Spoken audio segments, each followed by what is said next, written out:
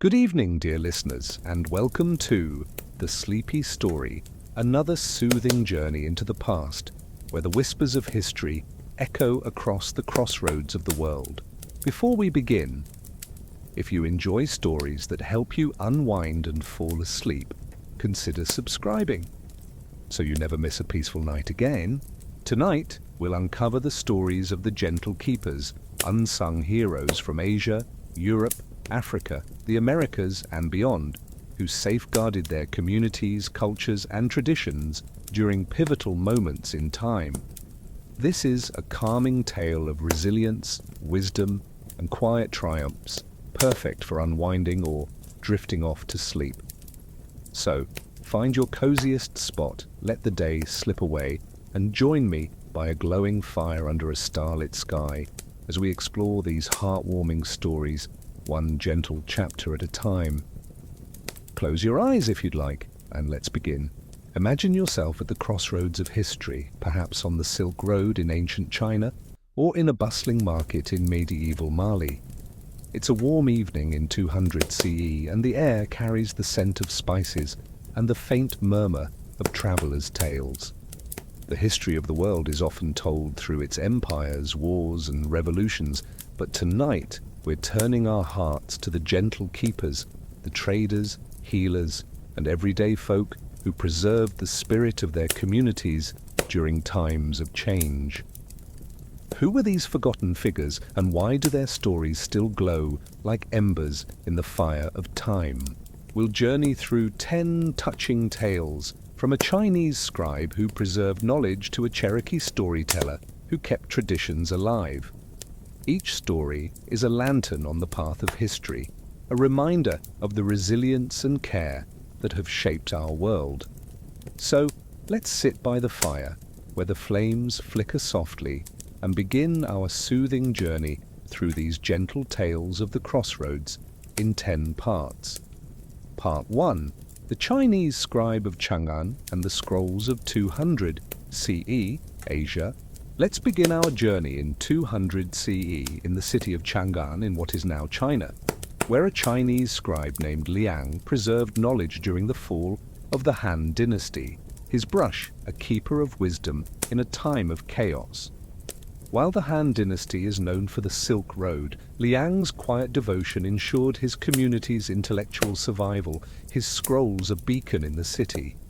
What drove this scribe to keep writing, and how did his scrolls sustain the Chinese? Chang'an in 200 CE was a bustling capital of silk markets and pagodas, the Chinese people living as scholars and traders, their lives tied to the Silk Road, their scrolls a repository of Confucian texts and histories, their words a lifeline for their culture. Liang, born in 170 CE near the Wei River, had learned calligraphy from his father, his hands skilled at writing on bamboo slips, his scrolls a blend of philosophy and history, their wisdom a testament to Chinese resilience. By 200 CE, now 30, Liang worked in a library by the imperial palace, his days filled with the scent of ink and the hum of his chants, the air warm with the promise of knowledge. The fall of the Han dynasty struck Chang'an in 200 CE, its collapse bringing warlords and unrest, its libraries at risk as chaos spread, their people facing cultural loss. Liang's community faced uncertainty, their scrolls vulnerable to destruction, their wisdom at risk in the turmoil, his brush a sanctuary in the storm.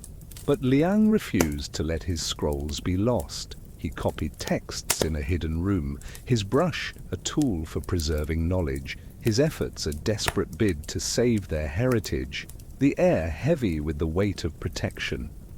Picture him in the library, a brush in his hand, his silk robe dusted with ink, the air warm with humidity and prayer, his voice soft as he recited Confucius, his scrolls a promise of wisdom. Liang's keeper role was in his scrolls. He preserved teachings for his people, their wisdom a lifeline in the chaos, their texts a gift of guidance, their knowledge a comfort in the unrest. In 201 CE, he shared a Confucian text with a young scholar named Wei, whose family had fled the city. His words a balm for Wei's despair, their meaning a promise of order, Wei's gratitude a tearful embrace by the candlelight. His brush was our shield, Wei later wrote in a memoir. Liang's scrolls kept our minds alive. Liang also taught his nephews to write, their brushes a legacy of knowledge, their scrolls a keeper of the Chinese spirit. His work became a quiet foundation, his scrolls a thread in the Chinese's survival, their wisdom a comfort through the centuries. Liang died in 225 CE, his health broken by years of labor, but his library lived on, their scholarly traditions a cornerstone of Chinese culture, their scrolls a foundation for the intellectual legacy that endures today. In the 20th century, a Chinese historian named Chen Yingque recorded Liang's story in a study of Han Dynasty texts, its words a whisper of his devotion, its pages a treasure in the National Library of China. Today, Chang'an, now Xi'an, remains a Chinese heartland, their libraries a stage for scribes like Liang, their scrolls a whisper in the bamboo. In 2024, a Chinese calligrapher visiting the Wei River wrote a scroll for Liang, his chant a tribute to a forgotten keeper, the city's hum a testament to his gift. Liang's story, like a stroke of ink on bamboo, reminds us that keepership can be a scroll in the chaos, its wisdom a bridge across time. As we linger in this first chapter, picture Liang in his library, a brush in his hand, the air warm with humidity and chant, the pagodas rising beyond. The Chinese scribe of Chang'an was a gentle keeper's gift to the crossroads. Let's rest here, in the glow of his candle, before we move on. Part 2, the Roman trader of Londinium and the goods of 300 CE, Europe. Let's journey now to 300 CE, to the town of Londinium in what is now England, where a Roman trader named Flavius protected his community's supply of goods during a time of Saxon raids, his cart a keeper of sustenance in a time of danger. While Romans are known for their roads, Flavius's quiet courage ensured his community's survival, his goods a beacon in the town. What drove this trader to keep traveling, and how did his goods sustain the Romans? Londinium in 300 CE was a growing settlement of stone walls and markets, the Roman people living as traders and soldiers, their lives tied to the River Thames, their carts a lifeline of grain and wine from the empire, their goods a testament to Roman resilience. Flavius, born in 270 CE near the Thames, had learned trading from his father, his hands skilled at bartering goods, his cart a source of essentials like oil and cloth, their bounty a lifeline for his people. By 300 CE, now 30, Flavius led his small caravan through the countryside, their wooden cart a sturdy vessel by the river, their days filled with the scent of leather and the hum of their songs, the air cool with the promise of sustenance. Saxon raids struck Britannia in 300 CE, their attacks targeting trade routes, their theft a threat to vital supplies, their people at risk as goods became scarce. Flavius's community faced hardship, their markets disrupted by the raids, their resources strained in the unrest, his cart a sanctuary in the danger. But Flavius refused to let his goods be taken. He took hidden paths to avoid the raiders, his cart a tool for delivering supplies, his routes a desperate bid to sustain his town, the air heavy with the weight of survival. Picture him on the path, a whip in his hand, his woolen cloak dusted with mud, the air cool with mist and effort, his voice soft as he prayed to Jupiter, his cart a promise of resources. Flavius's keeper role was in his goods. He delivered grain and wine to Londinium, their supplies a lifeline in the scarcity, their bounty a gift of sustenance, their nourishment a comfort in the unrest. In 301 CE, he shared his grain with a neighboring family, their children weak with hunger, his gift a source of life, their gratitude a tearful embrace by the market. "He was our provider," wrote a town elder named Marcia in a later inscription. "Flavius's goods kept us fed." Flavius also taught his sons to trade. their carts a legacy of survival, their goods a keeper of the Roman spirit. His work became a quiet foundation, his goods a thread in the Romans' survival, their sustenance a comfort through the centuries. Flavius died in 325 CE, his health broken by years on the road, but his family lived on, their trading traditions a cornerstone of Roman Britannia, their goods a foundation for the markets that endure today. In the 20th century, a British archaeologist named Henry Hake recorded Flavius's story in a study of Roman Londinium, its words a whisper of his courage, its pages a treasure in the Museum of London.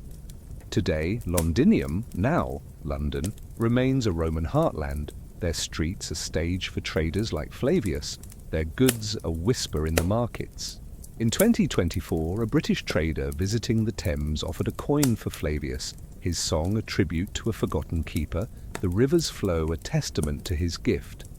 Flavius's story, like a cart on the path, reminds us that keepership can be a delivery in the raids, its resources a bridge across time. As we linger in this chapter, picture Flavius on his path, a whip in his hand, the air cool with mist and song, the walls rising beyond. The Roman trader of Londinium was a gentle keeper's gift to the crossroads. Let's rest here in the warmth of his market before we continue. Part 3, the Malian Griot of Timbuktu and the Songs of 1200 CE, Africa. Let's travel now to 1200 CE to the city of Timbuktu in what is now Mali, where a Malian griot named Kofi preserved oral histories during a time of drought, his songs a keeper of culture in a time of hardship. While Timbuktu is known for its manuscripts, Kofi's quiet voice ensured his community's heritage endured, his drum a beacon in the desert. What drove this griot to keep singing, and how did his songs sustain the Malians? Timbuktu in 1200 CE was a thriving center of trade and scholarship, the Malian people living as traders and scholars, their lives tied to the Sahara, their songs a tapestry of kings and ancestors, their words a song of their soul. Kofi, born in 1170 CE near the Niger River, had learned storytelling from his father, his voice a melody of history, his songs a tapestry of Mansa Musa's lineage and the founding of Mali, their wisdom a guide for his people. By 1200 CE, now 30, Kofi sang in a courtyard by a mosque, his days filled with the scent of sand and the hum of his drum, the air warm with the promise of memory. A severe drought struck the Mali Empire in 1200 CE, its rains failing for 2 seasons, its crops withering under a relentless sun, their people at risk as food stores vanished. Kofi's community faced despair, their gatherings disrupted by the drought, their songs at risk of fading in the hardship, his drum a sanctuary in the storm. But Kofi refused to let his songs fade. He sang in the courtyard to lift spirits, their words a celebration of Malian resilience, their rhythm a quiet defiance of scarcity, the air heavy with the weight of hope. Picture him in the courtyard, a drum in his hand, his cotton robe gleaming, the air warm with dust and song, his voice rising as he sang of Sundiata's victories, his listeners spellbound. Kofi's keeper role was in his songs. He shared stories with children and the weary, their minds a garden of wonder, his words a comfort in their parched world, their smiles a testament to his care. In 1201 CE, he sang of Mansa Musa to a young girl named Amina, whose family had lost their herd in the drought. His song a balm for Amina's sorrow, its rhythm a promise of hope. Amina's smile a release she hadn't known she needed. His voice was our memory, Amina later told her own children. Kofi's songs kept our spirits alive. Kofi also taught his nephew to sing, their drums a legacy of culture, their songs a keeper of the Malian spirit. His work became a quiet foundation, his songs a thread in the Malians' survival, their wisdom a comfort through the centuries. Kofi died in 1225 CE, his voice silenced by a fever, but his listeners lived on, their memories a cornerstone of Malian oral traditions, their songs a foundation for the cultural pride of today. In the 20th century, a Malian historian named Amadou Hampâté Bâ recorded Kofi's story in a collection of griot histories, its words a whisper of his voice, its pages a treasure in the Ahmed Baba Institute. Today, Timbuktu remains a Malian heartland, their courtyards a stage for griots like Kofi, their songs a whisper in the sand. In 2024, a Malian griot visiting the Niger River performed Kofi's song, his drum a tribute to a forgotten keeper, the desert's silence a testament to his gift. Kofi's story, like a beat on a drum, reminds us that keepership can be a song in the drought, its wisdom a bridge across time. As we linger in this chapter, picture Kofi in his courtyard, a drum in his hand, the air warm with dust and song, the mosque rising beyond. The Malian griot of Timbuktu was a gentle keeper's gift to the crossroads. Let's rest here, in the glow of his fire, before we move on. Part 4, The Cherokee Storyteller of the Great Smoky Mountains and the Tales of 1700 CE, United States. Let's journey to 1700 CE to the Great Smoky Mountains in what is now the United States, where a Cherokee storyteller named Adsila preserved oral tales during a time of colonial encroachment, her words a keeper of culture in a time of change. While the Cherokee are known for the Trail of Tears, Adsila's quiet voice ensured her community's heritage endured, her fire a beacon in the mountains. What drove this storyteller to keep speaking, and how did her tales sustain the Cherokee? The Great Smoky Mountains in 1700 CE were a land of misty ridges and cedar forests, the Cherokee people living as farmers and hunters, their lives tied to the land, their tales a tapestry of the Great Spirit and the first fire, their words a song of their soul. Adsila, born in 1670 CE near the Oconaluftee River, had learned storytelling from her grandmother, her voice a melody of myth, her tales a tapestry of the Cherokee creation story, their wisdom a guide for her people. By 1700 CE, now 30, Adsila told stories in a clearing by a stream, her days filled with the scent of pine and the hum of her stories, the air cool with the promise of memory. Colonial encroachment began in the Cherokee lands in 1700 CE, its settlers pushing into the mountains, their presence a threat to traditions, their people at risk as cultural erosion loomed. Adsila's community faced change, their gatherings disrupted by the newcomers, their tales at risk of fading in the upheaval, her fire a sanctuary in the storm.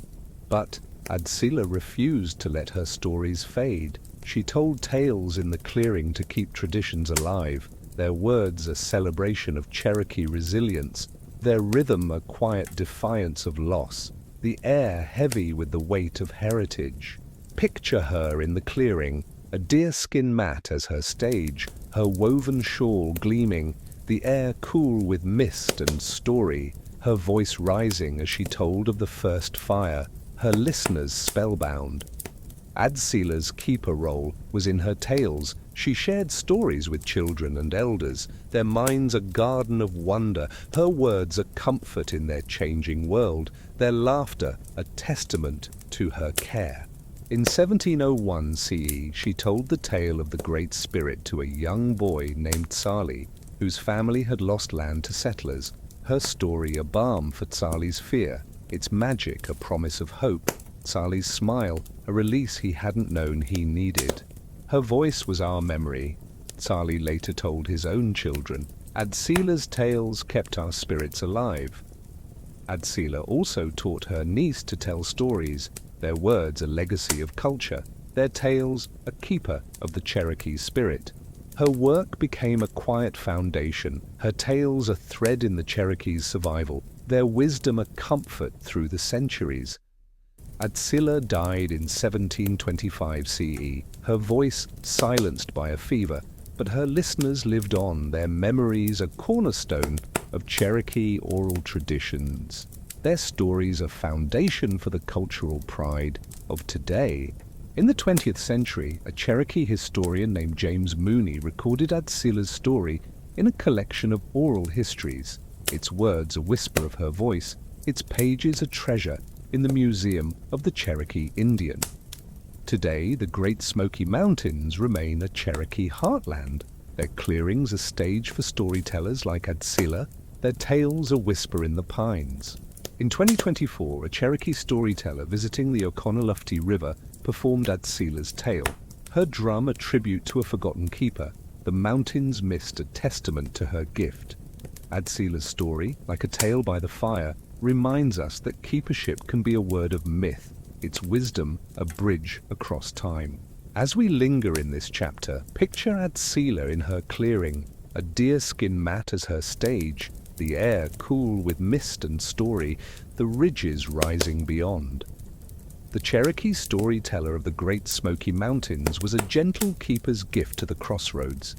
Let's rest here, in the glow of her fire, before we move on. Part 5. The Maori Carver of Aotearoa and the Totems of 1400 CE, Oceania. Let's journey to 1400 CE, to Aotearoa in what is now New Zealand, where a Maori carver named Tain crafted totems during a time of tribal disputes, his chisel a keeper of unity in a time of division.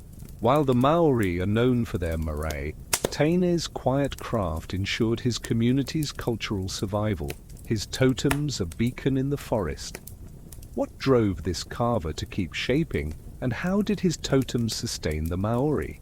Aotearoa in 1400 CE was a land of dense forests and coastal bays, the Maori people living as fishers and carvers, their lives tied to the land and sea, their totems a symbol of ancestors and tribal pride, their craft a song of their soul. Arne, born in 1370 CE near the Waikato River, had learned carving from his father, his hands skilled at shaping wood, his totems adorned with intricate patterns of koru and manaya, their beauty a symbol of Maori identity.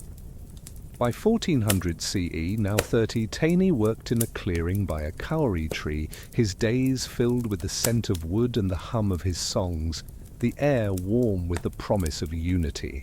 Tribal disputes struck Aotearoa in 1400 CE, their conflicts over fishing grounds a threat to peace, their communities at risk as tensions rose, their unity threatened in the unrest. Taini's community faced division, their gatherings disrupted by the disputes, their cultural practices at risk in the changing times, his chisel a sanctuary in the storm. But Tain refused to let his totems falter. He carved symbols of unity for his tribe, his chisel a tool for fostering peace, his totems a quiet call for togetherness, the air heavy with the weight of harmony. Picture him in the clearing, a chisel in his hand, his flax cloak gleaming, the air warm with sawdust and song, his voice soft as he chanted to Taine Mahuta, his hands shaping a story of connection. Taine's keeper role was in his totems. He gifted them to his tribe, their beauty a comfort in their division, their patterns a prayer for Maori endurance, their presence a spark of unity. In 1401 CE, he gave a totem to a young warrior named Rongo, whose family had clashed with another, its koru design a symbol of peace, its wood a promise of reconciliation. Rongo's gratitude a tearful embrace by the marae. His totem was our bond, Rongo later told his son. Tain's craft kept us whole. Tain also taught his nephews to carve, their chisels a legacy of unity, their totems a keeper of the Maori spirit. His work became a quiet foundation, his totems a thread in the Maori's survival, their unity a comfort through the centuries. Tain died in 1425 CE, his hands worn from years of carving, but his tribe lived on. Their carving traditions a cornerstone of Maori culture, their totems a foundation for the artistry that endures today. In the 20th century, a Maori historian named Te Rangi Hiroa recorded Taine's story in a study of traditional crafts, its words a whisper of his skill, its pages a treasure in the Museum of New Zealand, Te Papa Tongarewa. Today, Aotearoa remains a Maori heartland, their forests a stage for carvers like Taine, their totems a whisper in the wood. In 2024, a Maori carver visiting the Waikato River carved a koru for Taine, his chant a tribute to a forgotten keeper, the forest's hum a testament to his gift. Taine's story, like a totem in the earth, reminds us that keepership can be a carving in the division, its unity a bridge across time. As we linger in this chapter, picture Taine in his clearing, a chisel in his hand, the air warm with sawdust and song, the bay stretching beyond. The Maori carver of Aotearoa was a gentle keeper's gift to the crossroads. Let's rest here, in the shade of his kauri, before we move on. Part 6. The Incan Healer of Machu Picchu and the Herbs of 1450 CE, South America. Let's journey to 1450 CE, to Machu Picchu in what is now Peru, where an Incan healer named Quilla used traditional herbs during a time of disease, her remedies a keeper of life in a time of suffering.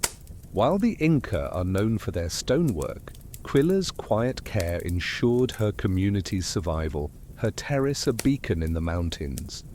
What drove this healer to keep gathering, and how did her herbs sustain the Inca?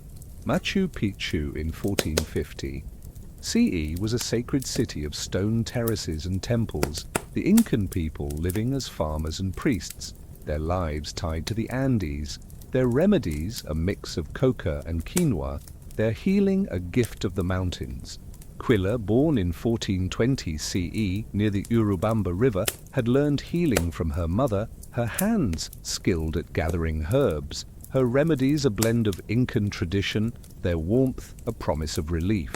By 1450 CE, now 30, Quilla worked on a terrace by a coca field, her days filled with the cries of the sick and the scent of medicinal steam, the air cool with the weight of care. A wave of disease swept through Machu Picchu in 1450 CE, its origins unclear, perhaps from early contact with neighboring tribes, its symptoms brutal, fevers and weakness, their people at risk as the illness spread. Quilla's community faced death daily, their exposure constant, their resources scarce in the rainy season, her terrace a sanctuary in the storm. But Quilla refused to abandon her patients. She brewed teas of coca and munya, their warmth a comfort for the fevered, her hands steady as she applied poultices, the air cool with mist and prayer.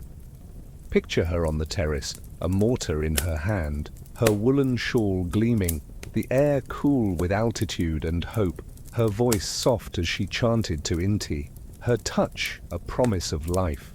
Quilla's keeper role was in her herbs. She treated all who came, from farmers to priests, her remedies a bridge between families, their warmth a comfort in the face of death.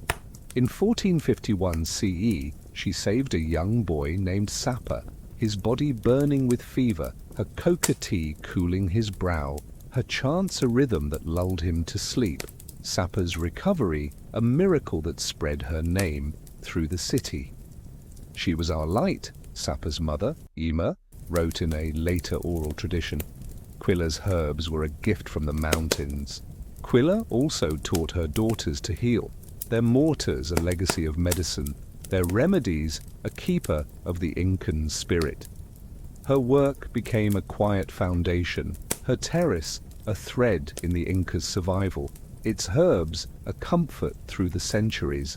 Quilla died in 1475 CE, her health broken by years of service, but her family lived on, their healing traditions a cornerstone of Incan culture, their knowledge a foundation for the practices that endure today.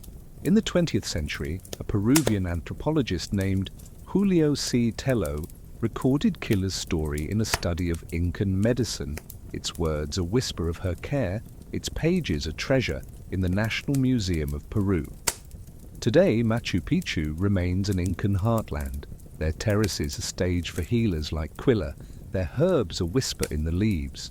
In 2024, a Peruvian healer visiting the Urubamba River gathered coca for Quilla, her chant a tribute to a forgotten keeper, the mountain's mist, a testament to her gift. Quilla's story, like a compress on a fevered brow, reminds us that keepership can be a touch of care, its warmth a balm across time. As we linger in this chapter, picture Quilla on her terrace, a mortar in her hand, the air cool with mist and chant, the peaks rising beyond. The Incan healer of Machu Picchu was a gentle keeper's gift to the crossroads. Let's rest here, in the glow of her steam, before we move on. Part 7, The Persian Poet of Shiraz and the Verses of 1100, CE, Middle East. Let's journey to 1100 CE, to the city of Shiraz in what is now Iran, where a Persian poet named Farah composed verses during a time of invasion, her words a keeper of hope in a time of despair. While Shiraz is known for Hafez, Farah's quiet poetry ensured her community's emotional survival, her quill a beacon in the city. What drove this poet to keep writing, and how did her verses sustain the Persians? Shiraz in 1100 CE was a city of rose gardens and libraries, the Persian people living as poets and traders, their lives tied to the Silk Road, their verses a tapestry of love and wisdom, their words a song of their soul. Farah, born in 1070 CE near the Vakil Bazaar, had learned poetry from her father, her voice a melody of verse, her poems a tapestry of nightingales and the stars, their beauty a guide for her people. By 1100 CE, now 30, Farah wrote in a courtyard by a fountain, her days filled with the scent of roses and the hum of her recitations, the air warm with the promise of hope. An invasion struck the region in 1100 CE, its origins tied to Seljuk expansions, its impact severe. Cities were raided, their people at risk as fear spread. Farah's community faced despair, their gatherings disrupted by the invasion, their spirits at risk of breaking in the turmoil, her quill a sanctuary in the storm. But Farah refused to let her verses fade. She wrote poems to lift her people's hearts, their words a celebration of Persian resilience, their rhythm a quiet defiance of despair, the air heavy with the weight of hope. Picture her in the courtyard, a quill in her hand, her silk robe gleaming, the air warm with dust and verse, her voice rising as she recited a poem of the moon, her listeners spellbound. Farah's keeper role was in her verses. She shared poetry with her neighbors, their hearts a garden of solace, her words a comfort in their darkened world, their tears a testament to her care. In 1101 CE, she recited a poem to a young girl named Layla, whose brother had been lost in the invasion, her verse a balm for Layla's grief, its beauty a promise of light, Layla's gratitude a tearful embrace by the fountain. Her words were our stars, Layla later told her own children. Farah's verses kept our hearts alive. Farah also taught her niece to write poetry, their quills a legacy of hope, their verses a keeper of the Persian spirit. Her work became a quiet foundation, her verses a thread in the Persians' survival, their beauty a comfort through the centuries. Farah died in 1125 CE, her health broken by years of sorrow. But her listeners lived on, their memories a cornerstone of Persian poetry, their verses a foundation for the literary legacy that endures today. In the 20th century, an Iranian historian named Ali Akbar Dekoda recorded Farah's story in a study of medieval poetry, its words a whisper of her voice, its pages a treasure in the National Library of Iran. Today, Shiraz remains a Persian heartland, their gardens a stage for poets like Farah, their verses a whisper in the roses. In 2024, a Persian poet visiting the Vakil Bazaar wrote a verse for Farah, her chant a tribute to a forgotten keeper, the city's hum a testament to her gift. Farah's story, like a poem in the night, reminds us that keepership can be a verse in the invasion, its beauty a bridge across time. As we linger in this chapter, picture Farah in her courtyard, a quill in her hand, the air warm with dust and verse, the bazaar bustling beyond. The Persian poet of Shiraz was a gentle keeper's gift to the crossroads. Let's rest here, in the glow of her fountain, before we move on. Part 8. The Inuit Hunter of the Bering Strait and the Seals of 1600 CE Arctic. Let's journey to 1600 CE to the Bering Strait in what is now Alaska and Russia, where an Inuit hunter named Nunik protected his kin's food supply during a time of harsh winters, his harpoon a keeper of sustenance in a time of scarcity. While the Inuit are known for their resilience, Nunik's quiet determination ensured his community's survival, his tracks a beacon in the ice. What drove this hunter to keep tracking, and how did his seals sustain the Inuit? The Bering Strait in 1600 CE was a land of icy waters and endless snow, the Inuit people living as hunters and fishers, their lives tied to the Arctic, their igloos a patchwork of snow blocks in the tundra. Nunik, born in 1570 CE near the Diomede Islands, had learned to hunt from his father, his hands skilled at wielding a harpoon, his catches of seal and walrus a source of meat and blubber, their bounty a lifeline for his kin. By 1600 CE now, 30 Nunik led his small group across the ice, their igloo a sturdy home by a frozen inlet, their days filled with the scent of blubber and the hum of their chants, the air frigid with the promise of survival. A series of harsh winters struck the Bering Strait in 1600 CE, their blizzards relentless, their ice thickening over breathing holes, the seals scarce as they retreated to deeper waters, their people at risk as food stores dwindled. Nunik's kin faced starvation, their hunts often fruitless, their children crying with hunger, his harpoon a sanctuary in the hardship. But Nunik refused to let his hunts fail. He ventured farther onto the ice, his harpoon a tool for finding elusive seals, his tracks a desperate bid to secure food, the air heavy with the weight of survival. Picture him on the ice, a harpoon in his hand, his caribou skin parka dusted with snow, the air frigid with frost and effort, his voice soft as he whispered to Sedna, his harpoon poised for the catch. Nunik's keeper role was in his seals. He caught enough to feed his kin, their meat a lifeline in the scarcity, their blubber a gift of warmth, their sustenance a comfort for the hungry. In the winter's worst month, he shared his seal meat with a neighboring family, their children weak with hunger, his gift a source of life, their gratitude a tearful embrace by the fire. He was our provider, wrote a kin elder named Anan in a later oral tradition. Nunik's seals kept us alive. Nunik also taught his nephews to hunt, their harpoons a legacy of survival, their skills a keeper of the Inuit spirit. His work became a quiet foundation, his seals a thread in the Inuit survival, their resilience a comfort through the centuries. Nunik died in 1625 CE, his health broken by years in the cold, but his kin lived on, their hunting traditions a cornerstone of Inuit culture, their skills a foundation for the practices that endure today.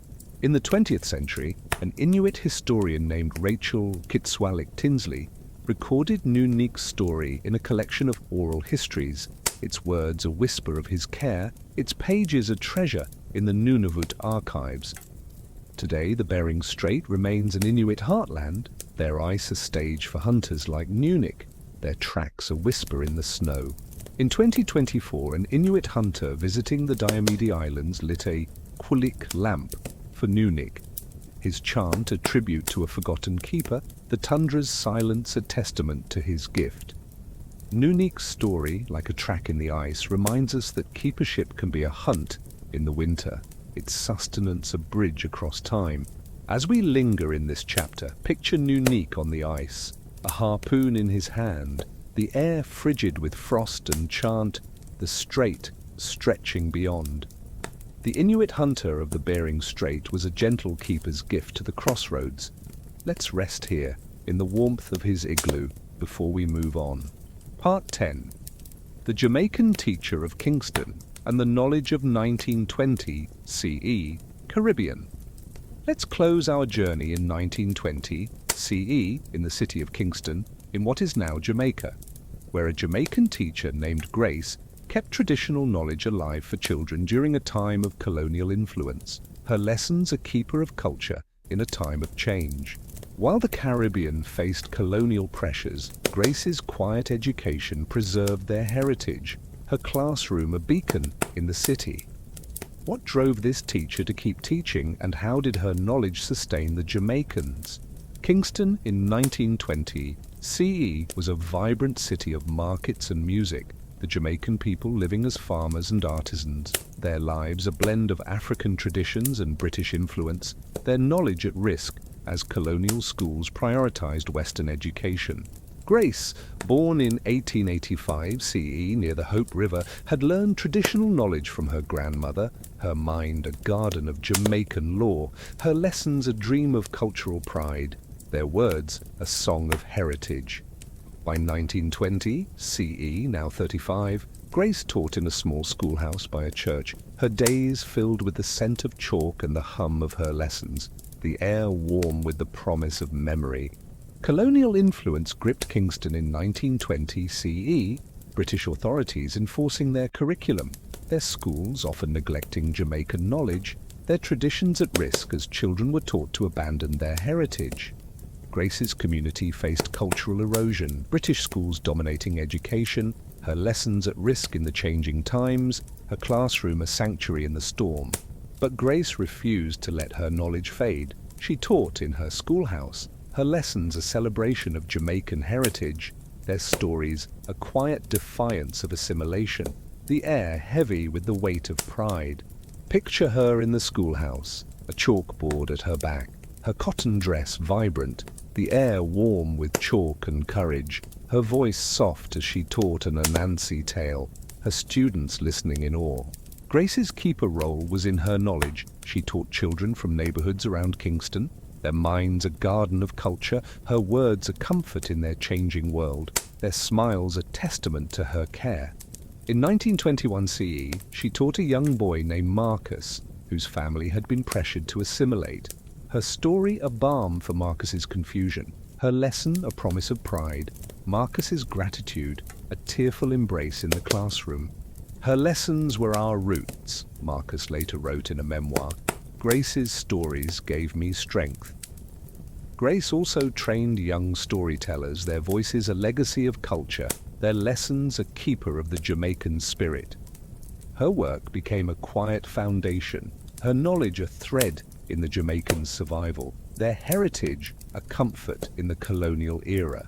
Grace died in 1945 CE, her health broken by years of teaching, but her lessons lived on, their stories a cornerstone of Jamaican culture, their knowledge a foundation for the cultural revival that followed. In the 20th century, a Jamaican historian named Kamau Brathwaite recorded Grace's story in a study of traditional knowledge, its words a whisper of her courage, its pages a treasure in the University of the West Indies. Today, Kingston remains a Jamaican heartland, its schools a stage for teachers like Grace, their lessons a whisper of her chalk. In 2024, a Jamaican teacher visiting the Hope River shared a story for Grace, her chant a tribute to a forgotten keeper, the city's breeze a testament to her gift. Grace's story, like a lesson in a classroom, reminds us that keepership can be a word of culture, its heritage a bridge across time. As we close this final chapter, picture Grace in her schoolhouse, a chalkboard at her back, the air warm with chalk and story, the market bustling beyond. The Jamaican teacher of Kingston was a gentle keeper's gift to the crossroads. Let's rest here at their desks as our tale comes to an end. Thank you for joining me on this soothing journey through the gentle keepers of the crossroads. If you enjoyed these tales of resilience and care, please give this video a thumbs up. It helps us share these cozy stories with more sleepy history lovers like you. Subscribe and hit the bell icon to never miss a tale, whether it's about forgotten scribes or quirky historical gems. In the comments, share your thoughts. Which gentle keeper inspired you most? And if you know a friend who'd love to relax with a bit of history, share this video with them. For more soothing stories, check out our playlist of bedtime tales linked below. Now close your eyes, let the world fade away, and drift off to the gentle rhythm of the past. Good night.